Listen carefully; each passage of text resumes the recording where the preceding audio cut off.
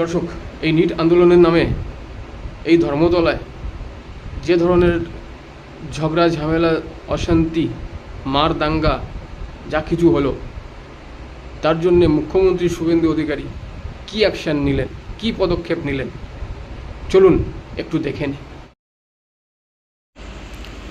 দর্শক দেখুন, মুখ্যমন্ত্রী শুভেন্দু অধিকারী বিধানসভায় দাঁড়িয়ে এই নিট আন্দোলন ঘটনা ঘটার পরে তিনি বিধানসভায় দাঁড়িয়ে বলেছিলেন, কয়েকজনের নাম ঘোষণা করেছিলেন, তার মধ্যে যারা ছিল খিদিরপুর, রাজাবাজার, মেটিয়াবুরুজ, ইকবালপুর, এই সমস্ত এলাকার কিছু লোক এই আন্দোলনের সঙ্গে কোনো কারণ ছাড়াই জড়িয়েছিল, সেটাই মুখ্যমন্ত্রী বলেছিলেন। এবং তার সেই বিধানসভা বক্তব্যর পরে তিনি তাদের বিরুদ্ধে পুলিশ দিয়ে কিন্তু অ্যাকশান নিলেন। হ্যাঁ, তো তিনি কিন্তু মুখ্যমন্ত্রীর কথা রেখেছেন।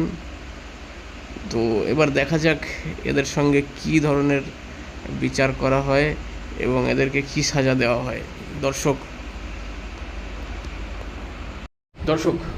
দেখেছেন, মুখ্যমন্ত্রী শুভেন্দু অধিকারী নিট আন্দোলনের নামে যে ঝগড়া ঝামেলা, অশান্তি যা কিছু হয়েছিল, তার কী অ্যাকশান নিলেন।